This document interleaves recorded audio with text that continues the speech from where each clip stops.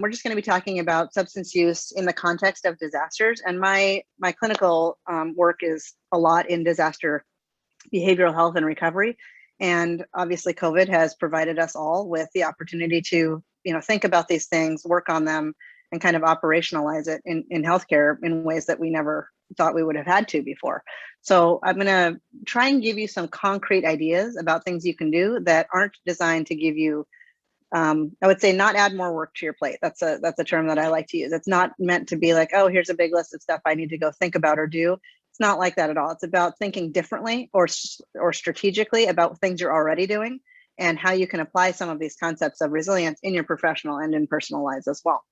So I'm going to share with you a little bit about the disaster timeline and what we tend to go through as people when we're confronted with a critical incident or a disaster. I'm going to talk about disaster cascades, which we are in right now with the Delta variant, unfortunately.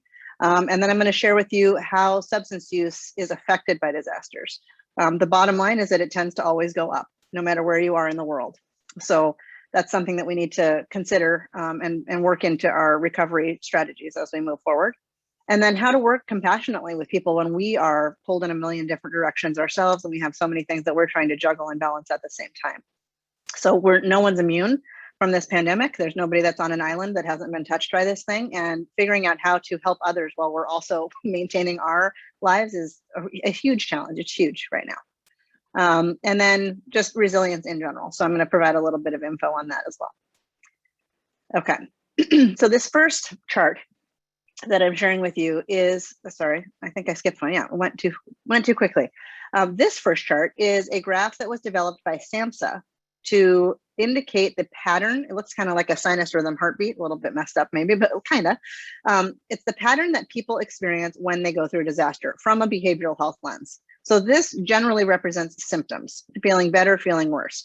The higher we are on the line here is when people feel better, and the lower on the y-axis is when people are really not feeling well. So for COVID, it's a little tricky because surprisingly, it does act a lot like any other kind of disaster in terms of the behavioral health pattern, with a few little differences. But generally, this is the pattern that humans experience. This is based on aggregated data from things like Hurricane Katrina and 9/11 and the Japanese nuclear meltdown that they had, the tsunami in Southeast Asia in 2006, the earthquake in Haiti, the first major one in 2010. And data have been collected this whole time for decades on these patterns and these experiences. So we label the different phases with the sort of that describe the experiences that folks go through. So the impact phase is the first thing. And I'm going to move forward and show you the Washington COVID specific version of this chart. So the impact phase is the first part, and that was mid-March 2020 when the original stay home, stay healthy order was put in place here. And then we proceeded very quickly into the heroic and the honeymoon phase. You see that reflected in social media. There's a lot of, we got this, strong together, we can do it. There's a lot of optimism and cohesion. There's a lot of humor. It's when everybody was hoarding toilet paper the first time, and then also obsessed about the Tiger King and that kind of stuff. It's very, very interesting to see these trends. And then we went into what's called the disillusionment phase collectively. Disillusionment happens in every disaster, and it usually strikes about 6 months post-impact. For Washington and COVID, it was a little bit after that, and it stretched out through the fall and winter months of 2020 and into 2021. I call it the trauma lasagna because it was just kind of ridiculous what we all went through. It was another wave of illness. It was the federal election. It was the holiday season. It was the change in the weather, and it was daylight savings, all within about a 6-week period. And the big spike in infections that we had in late October, early November resulted in additional restrictions that affected people's holiday travel and plans and being with family. So it was really a layered kind of nuanced disillusionment phase that we struggled through.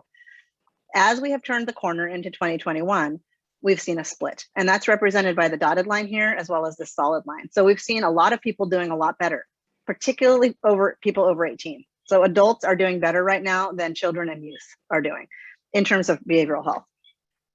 We have also had a number of families and communities in not just our state, but all over, who've been affected by more than one disaster. And that is represented by this dotted line. That's what we call a disaster cascade. We've been studying those for a long time. We know what they are and what, they can be caused by another wave of the same disaster, like an additional earthquake. It can be caused by an additional wave of COVID, like right now with the Delta variant. I think I can argue fairly strongly that we've had another impact from this, and we're kind of moving forward now on a dotted line. But a lot of people are feeling better than they were. So there's a split in people's behavioral health symptoms. And the symptoms for COVID, unlike a disaster like 9/11, tend to be anxiety and depression. With something like 9/11, it was more PTSD oriented.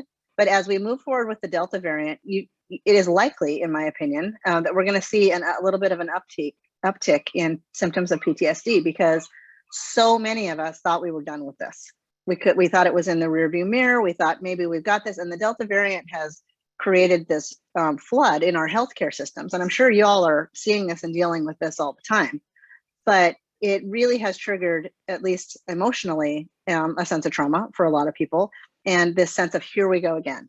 I can't believe we're doing this again. And that very well may result in a disaster cascade on an individual or a community level. So you've got some folks that are on the dotted line who are still struggling and not doing well, and some folks who are feeling better. We're right around in here on this timeline. So factors that influence what someone's experiences of reconstruction and recovery. The final phase of disaster response is called the reconstruction phase. And it's literal in the sense of an earthquake. And it's sort of figurative in the context of COVID, where we figure out how to rebuild our sense of community, how we can participate in things, what's safe, what's not, and then how to repair some of the social relationships that we have, because there's a lot of stress that's been put on families and on coworkers and on people just managing strong opinions about all manner of things and needing to live and work together. And that's one of the layers of the difficulties in COVID that has seriously influenced people's sense of well-being, as well as the tendency to use substances, I must say. So the things on this list are obviously different for everybody. And there's 3 different levels. There's what you came into the disaster with, right? So previous family history, a sense of discrimination, social marginalization, access to resources, economic status. Then there is your primary impact from COVID. Did you get sick? Did you get hospitalized? Did you lose someone? Do you know someone who did? And then there is the secondary impacts, which have certainly affected all of us, but in different ways. So the economic impact, the educational impact for our kids, for those of you who have kids, and socio-political climate and that kind of thing. So all of these different layers of how we can be either on more of a typical recovery pathway or on a disaster cascade pathway. This is some data that I was able to pull from one of our most recent sit reps and the Department of Health hat that I wear. These are alcohol-related visits. So people going to the emergency room, emergency departments in the state for alcohol-related reasons. And it is a comparison of the number of those visits out of 10,000. So you see 2019 is the orange line, 2020 was the blue line, and 2021 is the black line. And if you look at the trend lines, 2021 is not headed in the direction that we really want it to, but it's August. We're not through the year yet. So we'll see how this goes. But in general, what you see there is that it's not the same kind of consistent pattern that we saw in 2019 and 2020, even with the stay-at-home order. And when you think about the extent to which people were actively avoiding going to the emergency department because of risk of infection, that becomes more significant in my mind. So little piece of data for you. This one is very concerning, and it's probably also something that you all are familiar with already. But the trend line about suspected drug overdoses, and this is, I believe this is 18 and up in our state. I don't have the youth data to share with you today, but I believe this is for adults. And that trend line is obviously very, very concerning. So overdose deaths have become a significant issue since the beginning of the year and remain so. Not that it's a brand new issue by any means, but we're looking at some concerning trends that are significantly stronger than they were in 2019 and 2020. And why I'm sharing this with you is to help you understand, or to give you information about the idea that substance use always increases as a coping skill for people in a disaster recovery context.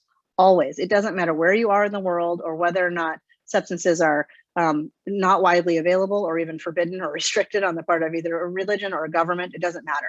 People find and use substances as a means of neurologically managing what the traumatic or the stressful experiences are that they've been dealing with in the context of a disaster. So that's kind of one of those universals.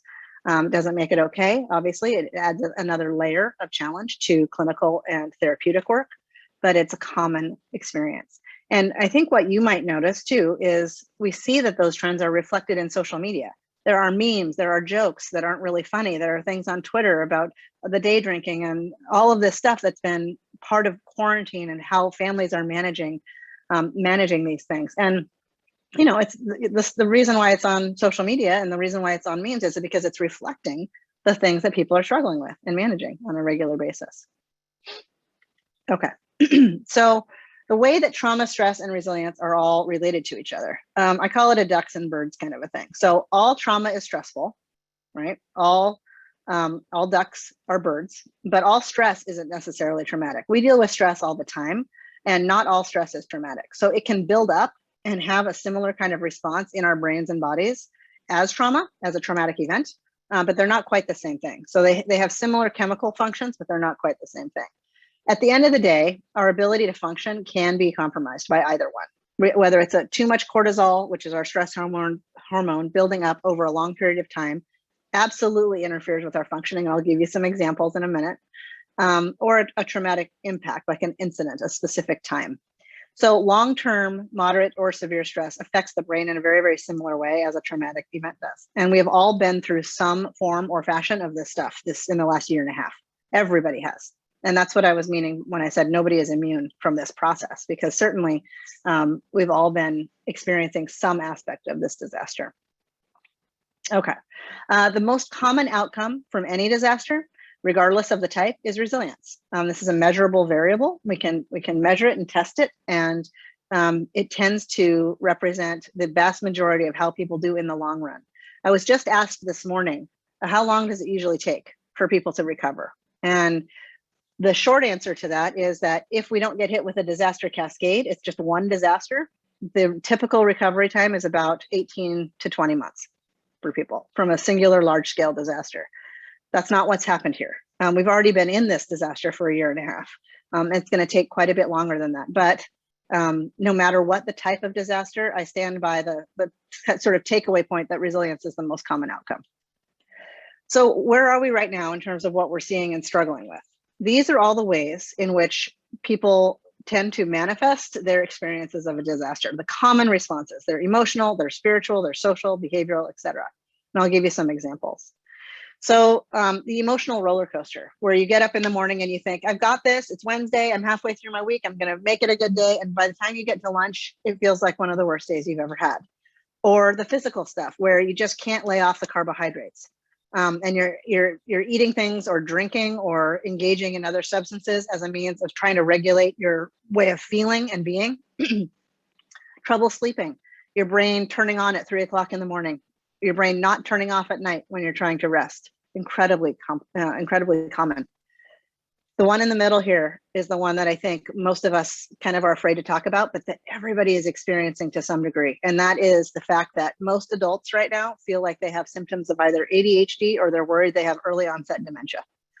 And people can't remember stuff and it's confusing and you get distracted and you can't focus. And did you follow up? Did I hit send on that email? Did I ever reply to that thing? And you just can't keep track. That's normal. And I'll explain why in a minute, but the bottom line there is that when your cortisol levels build up to such an extent in your brain, the different areas of function in the brain take over and are more influential over our behavior. And our prefrontal cortex, where all of that thinking stuff, all the higher level stuff we need at work, all of the place in the brain where that takes place is not as engaged in our day-to-day functioning right now. So we literally have less of an ability to do those things really, really well right now. We will, it will come back. It's not something that goes away and stays away, but it's really, really challenging while we're managing it. So behavioral also includes withdrawal, isolation, and substance use, changes in behavior, social strained friendships, difficulties with relationship dynamics, figuring out how to communicate effectively with people with whom you strongly disagree on issues related to the pandemic or the vaccines or any other hot button issues these days. Spiritual changes. It's really common for people to question their spiritual beliefs, which has a direct relationship with certain substance abuse treatment options. When you think about the 12 steps and people's relationship with God or with a higher power, that is something that tends to change in a disaster. So you might have new opportunities to engage in that with people, with clients or patients with whom you're working, or maybe that's not an option anymore because someone's relationship in that area has changed for them. Okay, so what's going on neurologically? These are the two areas of the brain that are the most affected by disasters. The limbic system is the part where all of our emotional processing is housed, including memory, which I'll explain in a second. But the limbic system's job is to scan the environment for threats and activate our bodies to keep us safe, right? So the limbic system says, oh, there's a bear coming at me, I should hide, or would probably not fight the bear, but anyway, it tells you what it activates your system to keep you safe. The problem that we're running into right now is that the limbic system is so tired, and it's kind of faltering a little bit because it's been activated for too long at a very, very high level. So the consequence of having an overactive limbic system for such a long period of time, one of them, is that we're dysregulated, right? We don't respond appropriately very much. We might yell at a stranger or get mad at another driver on the road, like at the drop of a hat. And then when our prefrontal cortex catches up to the conversation, we might think, oh my gosh, where did that come from? Why did I just yell at that person? Or why did I respond that way? Why did I send that text with such a tone? The emotional regulation is missing, or I should say, challenged for a lot of us right now. And then I mentioned earlier with the cognitive issues, the prefrontal cortex, that is the part of the brain where our higher level thinking is working, and it is not as engaged. It's still there, but it's not communicating as effectively with the other parts of the brain. And that's what happens in disasters. We kind of go to our more basic survival oriented instincts on things, and we tend to lose the ability to think, very strategically and very carefully and thoughtfully about some of our behaviors. And it kind of feels like a mess. We call it COVID brain. And most people have it to some degree.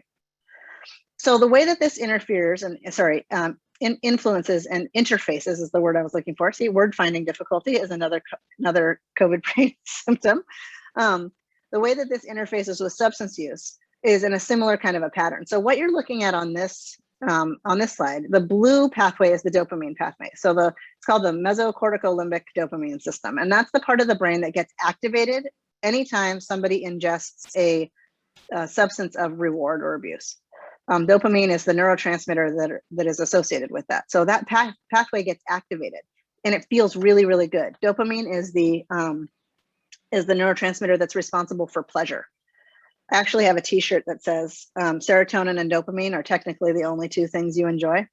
At the end of the day, that's true. But what happens with substance use is that this pathway gets activated to such an extreme degree when people ingest certain substances that they want more of it because it feels so good, because that dopamine gets released and it gets stored in between the neurons. So that's a very, very reinforced pathway when people engage in substance use. Uh-oh, there's a jet going over. 1 second. I don't know if that's too distracting. Sorry. I can shut the window. What you're looking at with the red pathway is the serotonin pathway. And serotonin is the other neurotransmitter that we all want a lot of. And that's the one that's the warm and fuzzy one. I call it like the warm blanket neurotransmitter. It makes people feel comfortable and good. So that also gets activated with substances, but more typically with food and specifically with carbohydrates. Not that they're bad. Carbs aren't bad, but we have to be careful because snacking and just sort of stress eating tends to get a little bit of serotonin release. Most of our serotonin receptors are actually oriented around the stomach, right? So when this pathway gets activated, it's usually having something to do with food. The bottom line here is that we want dopamine and we want serotonin, but they're Goldilocks neurotransmitters. We want the right amount. We don't want to flood the system by having too much in an inappropriate or an unhealthy way with substances. And we don't want to have too little. And when people go through a long-term stress experience, their levels of dopamine and their levels of serotonin drop naturally. So what we want to encourage is healthy development and healthy maintenance of serotonin and dopamine, not through the use of, especially through drugs and alcohol, right? So as cliche as it sounds, and of course, this is something that you all probably are familiar with anyway, but any kind of movement is going to affect both of these. So whether that's just walking to the mailbox every day just to get the mail, just make a routine to get the mail, right? I'm not sitting here trying to sell anybody on doing an Ironman or a marathon. Like very few people are in that place right now. But movement of any kind can and should be promoted for people. Y'all are probably familiar with endorphins.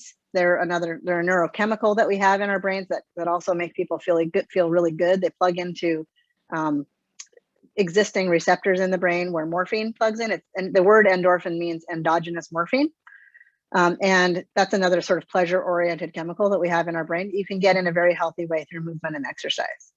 All of these things are other examples. So at the end of the day with serotonin, what you want to do are more activities that make you feel comfortable and secure in a healthy way. And when you're talking about dopamine increases, what you want to do are things that are fun or rewarding for you. It's very strange to see this thing on this list to check off a box, to do task achievement. Make a list of to-dos and check them off. That actually does influence dopamine release in the brain because it feels like you're being successful at something. So when you're considering how to work with people who are struggling with substance use in the context of this recovery from COVID, making and achieving small goals is going to be incredibly effective. The key word there is that they have to be small. They have to be the right size goals. They can't be, some giant thing that's going to take 20 weeks and 1 million steps to get there. It has to be relatively reasonable to achieve and likely. Okay. Are there any questions so far? Please type them in the chat or go ahead and raise your hand if you have any, and I'll address them. Okay.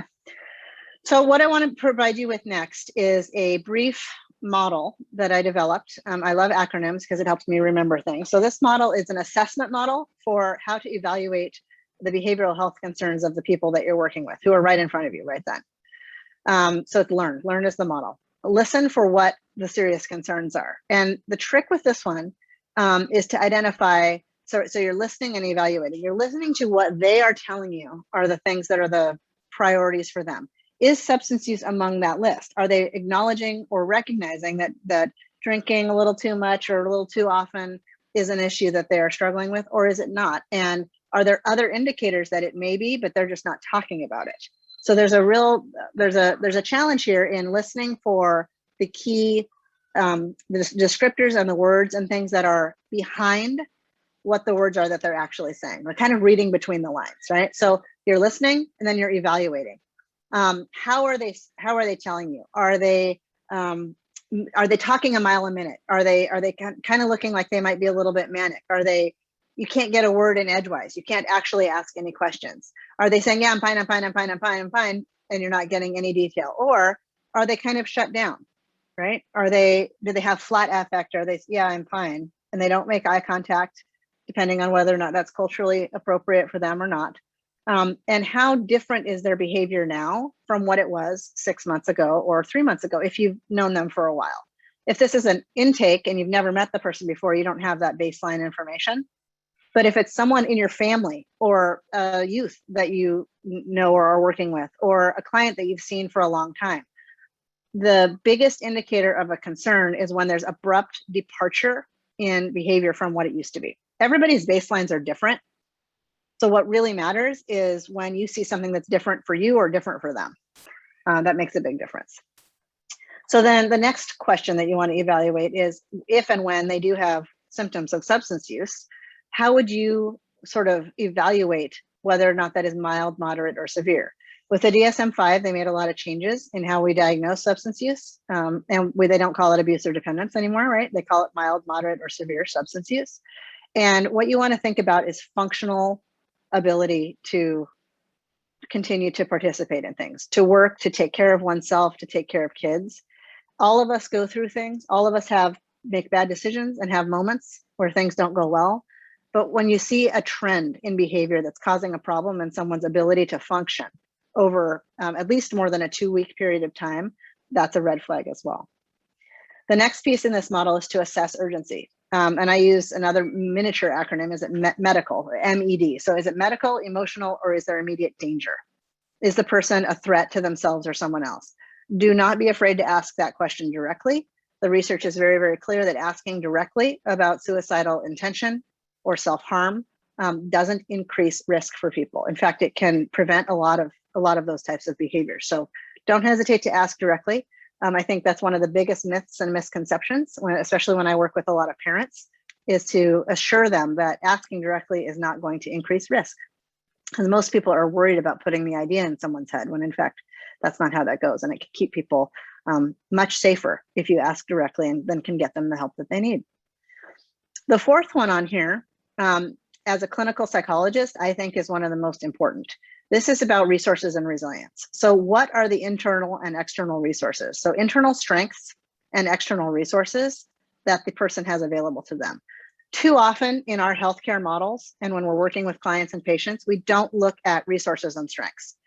One strength that everybody has right now is that we've gotten through this year and a half somehow already. So people have coping skills that they might not even recognize that they have. And no, it hasn't been fun, and maybe it's been brutal at times, but they've still made it to this point. And sometimes what people need in a clinical context is help having you identify for them the strengths that they have that they didn't even recognize, or that they didn't even know existed, or they wouldn't conceive of in that way. Get it down on a piece of paper too. Make a list of things that are going to contribute to their resilience and their sense of strengths and resources. And then the final one is that based on all of that, you've collected all of that information. What are the immediate options and the immediate needs that we can address based on your sort of miniature assessment? Oftentimes, clinically, one of the most helpful things in a disaster is just to listen, because you can't fix the problems that people are struggling with in this pandemic.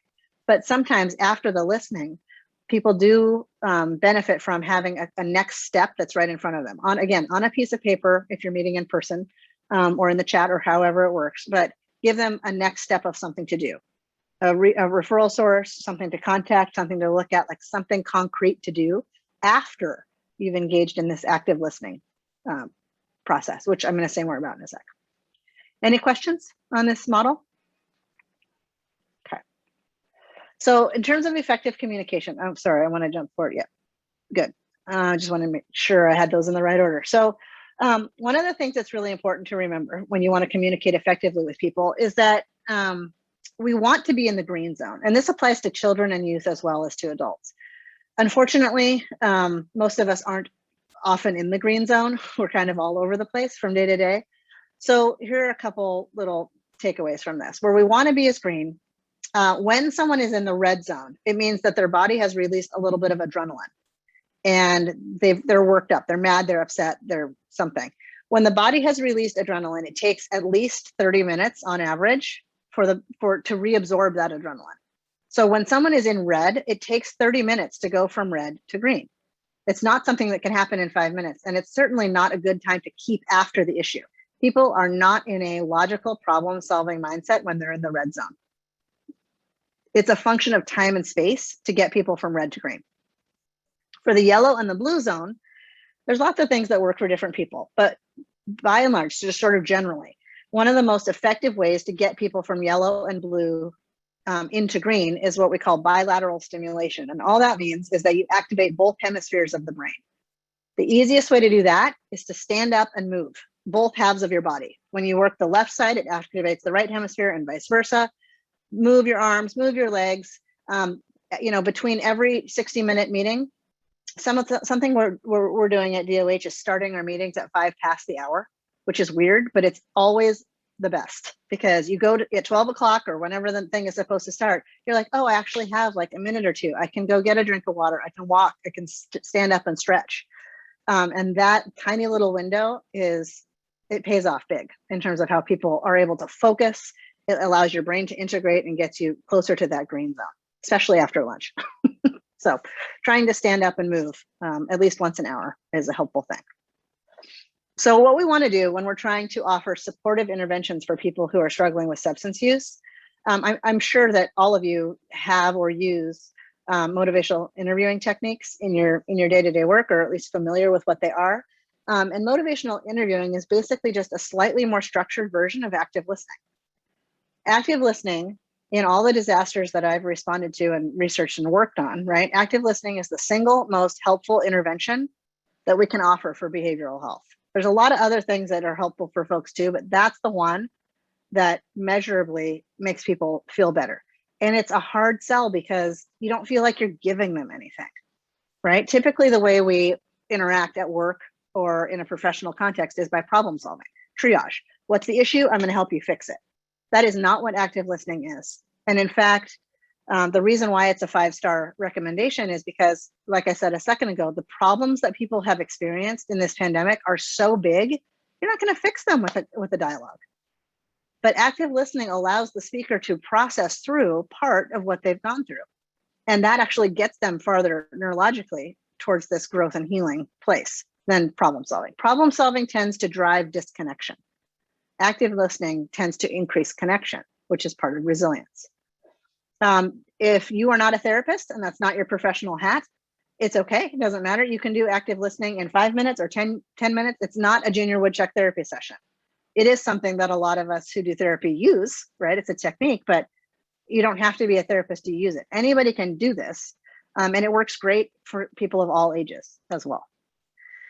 And then motivational interviewing is just sort of taking active listening to a more structured, into a more structured process, and focusing on having the client who's in front of you identify what's working in their life and what's not working, and how substance use may or may not be playing a role in what's going well or poorly for them. And then you choose something with behavioral activation to do differently, one small thing, and they need to choose it. You can't, doesn't work as well when you tell them what it should be, right? It works better when it's coming from them. So there's lots of great resources available online about both of these techniques if you'd be interested in learning more. But I really want to strongly recommend both for effective interventions for disaster recovery and substance use. Okay, this next one is about de-escalation, and it's another acronym because I can't help myself.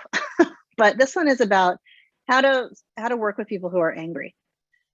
The first thing to note is that it's very, very difficult and also essential to stay calm yourself when you're being yelled at.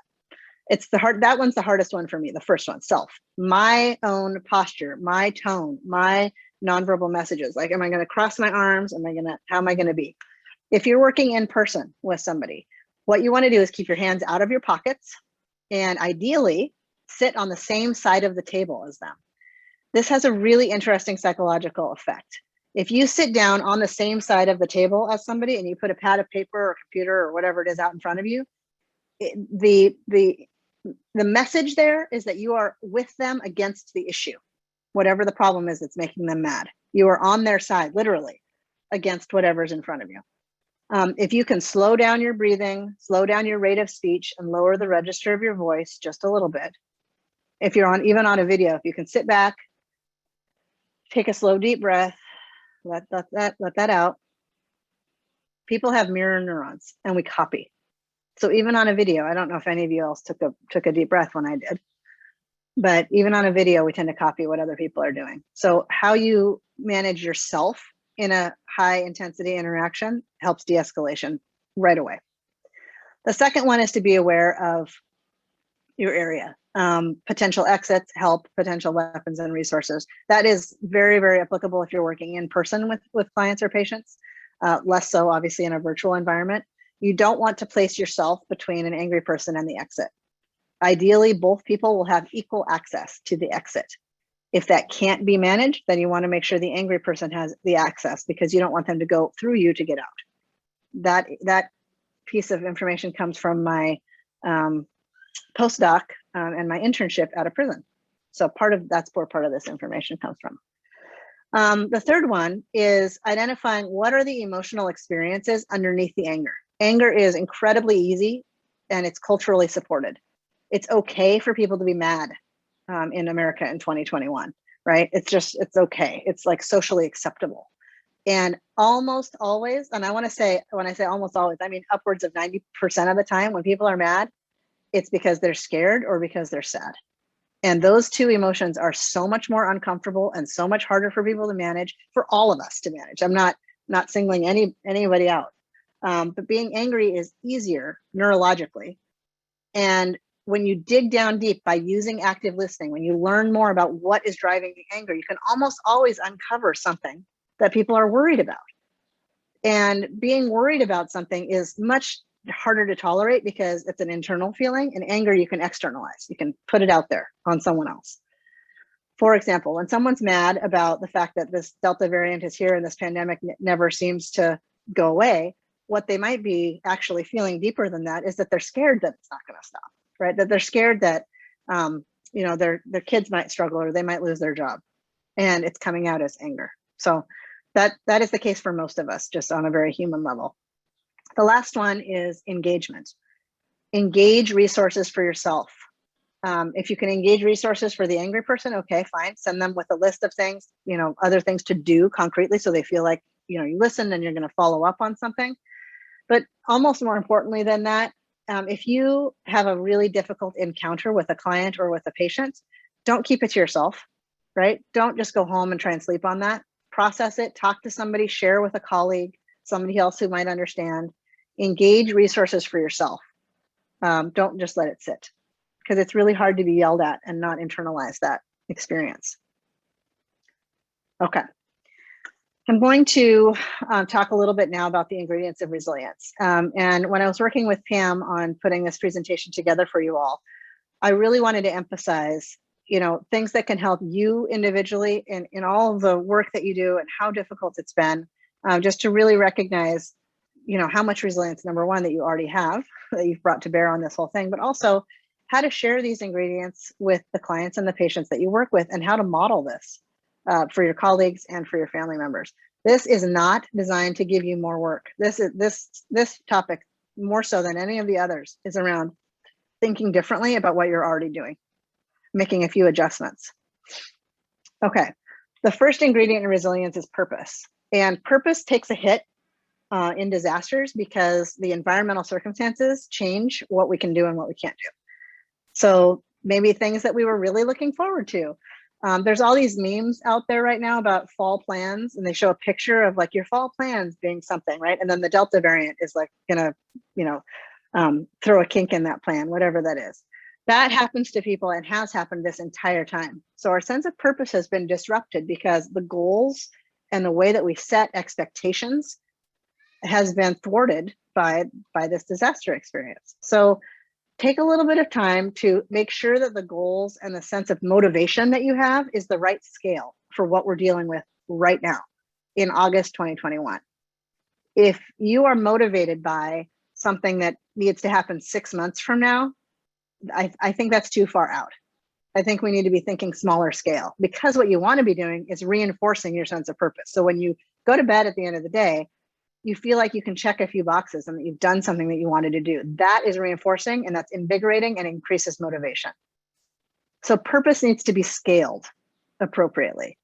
Think about what you need to do by the end of this week, not 2 weeks from now or 5 months from now. And then give yourself credit for doing those things when you get there. Also acknowledge that whatever motivates you is probably not what motivates the person next to you, and that we all have very individualized sense of purpose. The next ingredient in resilience is connection. And I really wish, I said this so many times, but I really wish that they had called it physical distancing instead of social distancing. We need social connection as humans desperately. And isolation is the opposite of connection, and isolation is associated with all kinds of negative outcomes. So we need to find ways to stay connected, maintain connections, to develop healthy connections, even with new people. And there's lots of different ways you can go about doing that, because connections are, sometimes it takes like a single family member or a child or even pets. Pets are a wonderful sense of connection. They're a whole lot less emotional labor than half of the family members that most of us deal with, right?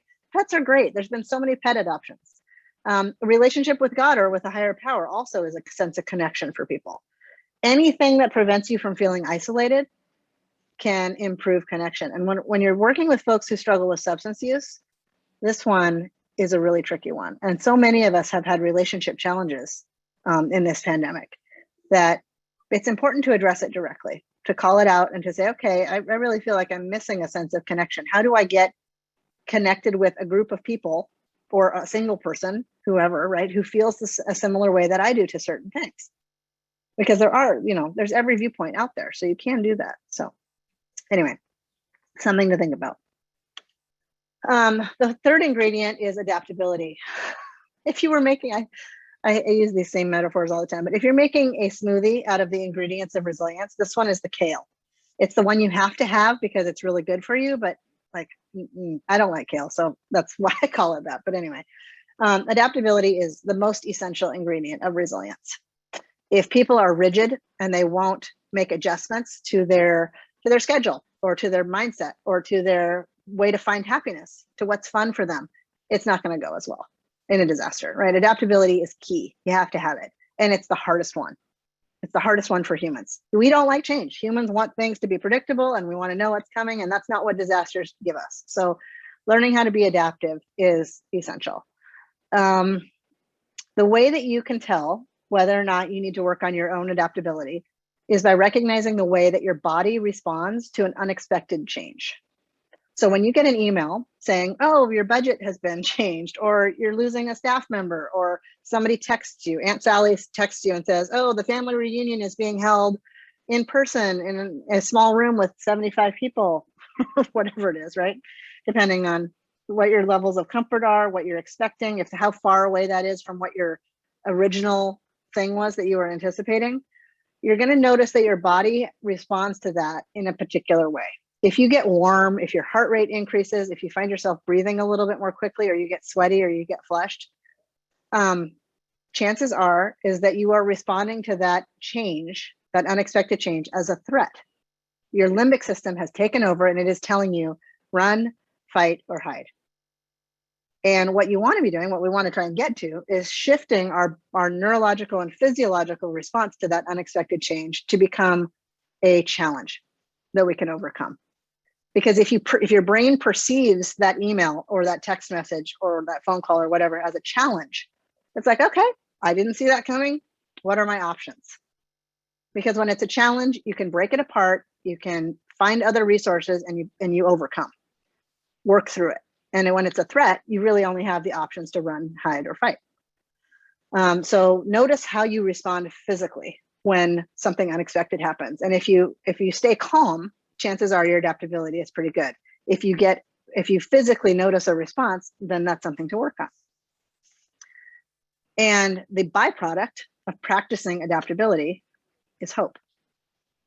Hope is not the same thing as optimism. Hope is reality-based. Optimism is maybe a bit much like unicorns and rainbows. I mean, rainbows are real, I guess. So I don't know. But hope is not the same thing. Hope is reality-based, and it's the other side of the coin that we just usually don't look at. So opportunities for hope in this pandemic.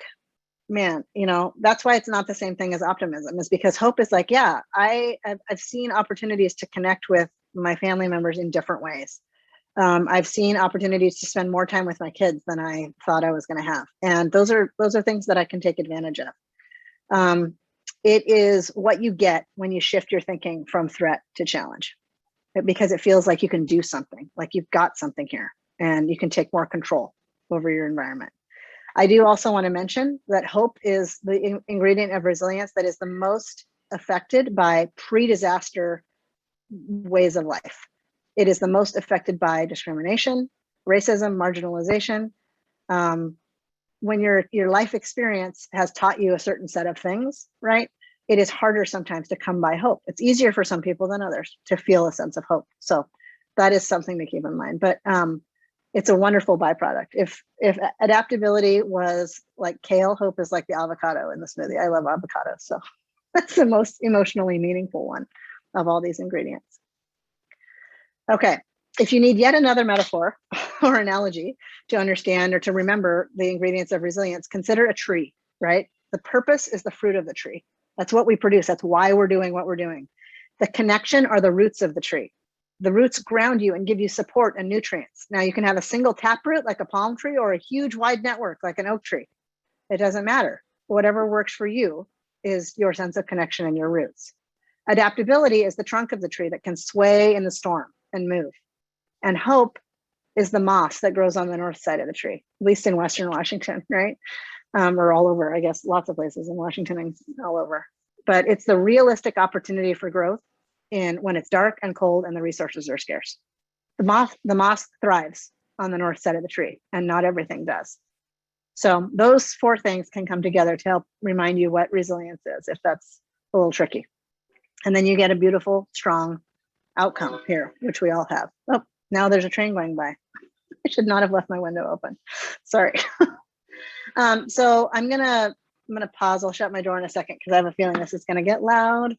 And I'm gonna come back and answer some questions. I know that we have a little bit of time left, so I want to be sure to take some questions while I can. These are resources for anyone. And I want to just summarize by mentioning that the bottom line for moving through this recovery period and dealing with the Delta variant the way that we kind of all are, and this potential disaster cascade, keep things small scale for you. Keep things small scale and simple, and just look at tiny achievements and success. Maintain and set healthy boundaries. That means have off time that you protect. We need to have 3 areas of our work. We need to have on at work, on call when we're checking email, but it's kind of after hours, and we need to have off time. That 3rd off time bucket is not something that most of us are very familiar with, and we need it. That is the single most effective way to reduce burnout.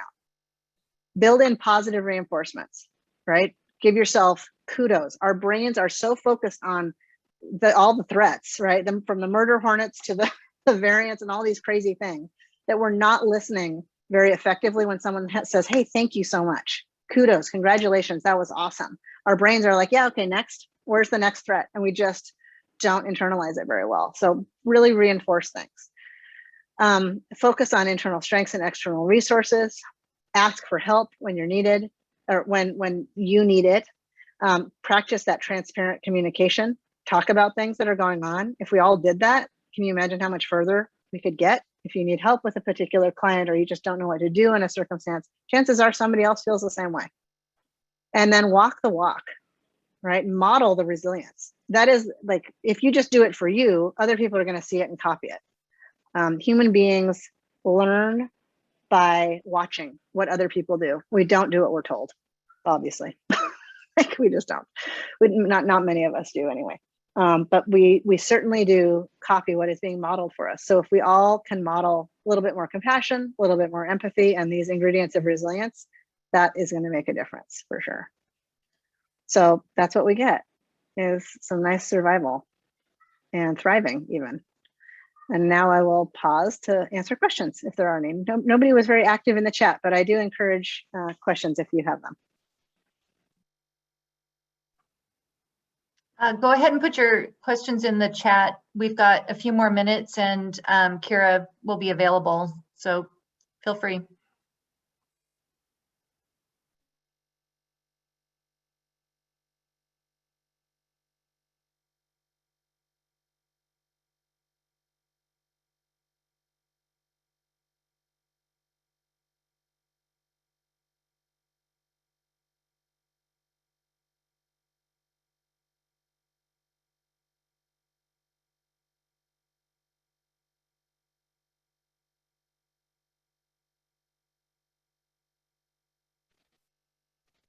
I don't know if that's a question for you or for me, Pam, but it's fine with me if you share this. This is, yeah, absolutely.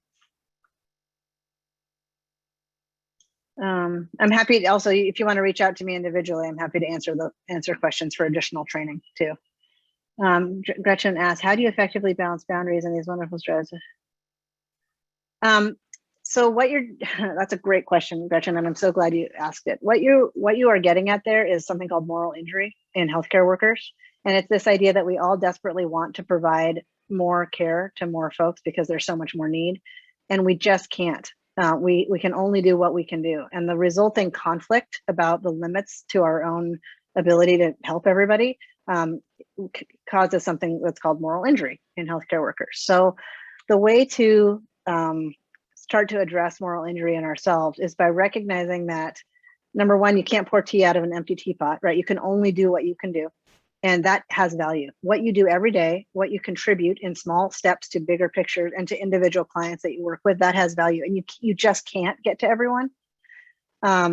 All of your colleagues are doing the same thing. And so some of those people's needs will get met through other folks. And, that's what a crisis is. That's what a disaster is. Not every need is going to get met and not every crisis is going to get addressed, but only what we can do is the best we can. That is meaningful and it is valuable.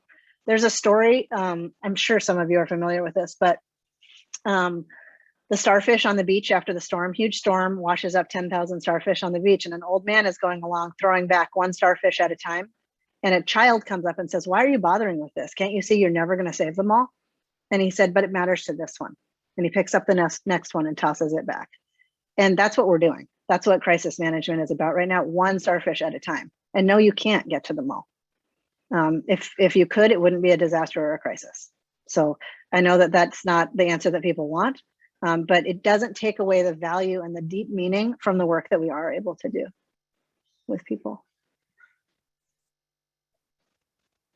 Great question about the boundaries. And that includes making sure that you have time off and taking time for yourself to not be available so that when you do come back, you have more to give.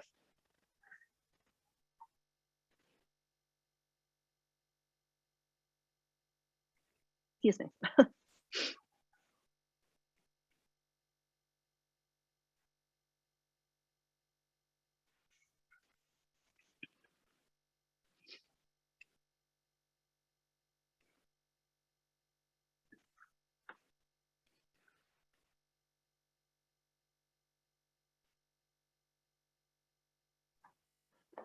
I think that, everything that you had to say was so right on point, like some people are saying in the chat.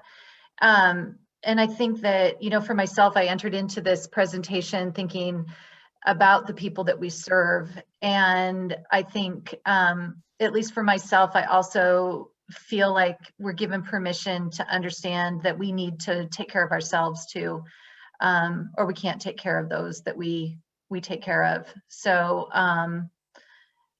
so I think it's just, this was really important to listen to, at least for myself. Thank you. My pleasure, for sure. There's a question in the chat, the social isolation denial that so many community, I'm not sure, can you give me a specific example about, I guess the social isolation thing is obviously huge, but I don't know what you mean by denial. That was my comment. It's very hard for me to know really what's going on with the people I serve. They're a lot less open to talking, engaging. And when I do connect with them, they're like, everything's fine, everything's perfect. And it's like, guy, I guess you live in a different world, and then I try to ask them like, well, what kinds of things are you doing? And clearly their life has changed somewhat, but I just feel it's very hard to engage them. Yeah, I mean, that's kind of another example. It all by phone, which is not helpful, but yeah. Right. So, you're doing all the open-ended questions. That's the first thing, is not give people the opportunity to say yes and no, but they can always say fine and leave it at that. I don't know if these are the same folks you follow up with over multiple occasions or if it's a single encounter.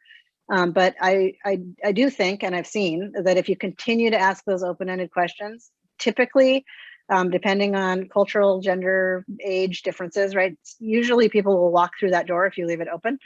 Not always. Sometimes they'll always say fine, and that's the way it's going to get or be. So the best encouragement I can provide is just to continue to ask those open-ended questions and give people the opportunity to share with you if and when they feel comfortable. And if they don't choose to, you can't make somebody, right? That's the classic therapeutic thing, is that you can't make somebody share what's going on with them. You can just leave the door open. Yeah.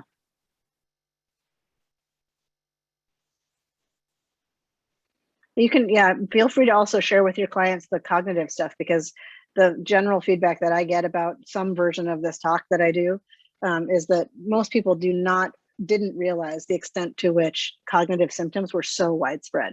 I mean, there's a lot of people who thought, oh, it's just me. Like, I thought I was getting dementia and I was going to go get tested and get a neuropsych eval. But really, it's just so incredibly common. So maybe hold off on the eval for now.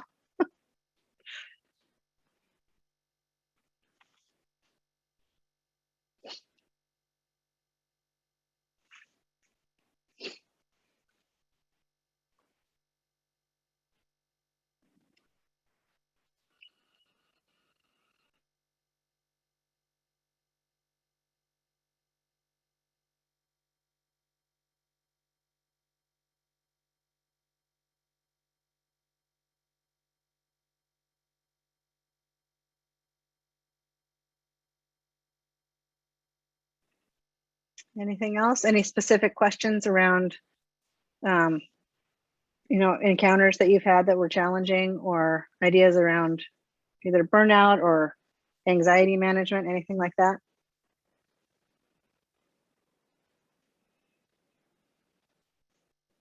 One of the things that that's not part of this, any version of this talk, but you probably all do sensory things already in terms of with people who struggle with anxiety. But when you're thinking about in the context of substance recovery and whatnot too, there's things like for panic attacks and anxiety, to put an orange in your freezer. And when you feel anxious, take the frozen orange out. And if you manipulate a frozen object, because our fingers have so many nerve endings in them, on a neurological level, anything that's sensory tends to override the part of our brain that becomes anxious. So when you have a frozen object in your hands, that temperature is very, very kind of shocking, and it tends to short circuit that sense of anxiety. And the smell of orange is also a positive smell for people usually. So if you try to peel a frozen orange, it really is a good, solid sensory neurological distraction from panic and anxiety. It's not a good tool if you're angry, because it can go through a window, but it's a good one for anxiety. Or just soaking your hands in a bowl full of ice water for about 20 seconds. That does it too. It really short circuits that stuff. Sensory option out of anything that's bilateral, right? So some of you might remember Die Hard, the movie, but there's a scene where you take your shoes off and you kind of do this in the carpet with both feet. Soft carpet or fuzzy socks, hot or cold showers, the frozen orange, the ice water, anything like that. Anything that's sensory, really. A podcast or a song, too. It doesn't have to be. Temperature and touch are the strongest for humans compared to other ones. So that's why a hot or a cold shower or the frozen orange tend to be effective, but it can be any sensory thing. That you're not immune. You've been in this too, have you? Yeah, we all have. Yeah, sometimes they don't get that. I think that the healthcare people on a pedestal, but it's like we're in a bubble. That's not true. No, we don't have answers. But what we always can focus on when we don't have answers is process. And this is a clinical psychology concept, right? Process is stronger than content. So we don't know what's going to happen. We don't know data. We don't know budgets. We don't know numbers, right? Necessarily. We don't know any of those facts, but we can have power over the process that we use, how we communicate, how we respond, the kinds of questions that we ask, how we behave, right? We have power over that stuff. So we can control our process even when we can't control the content of what's happening around us. So helping clients focus on process is powerful. It can be very empowering.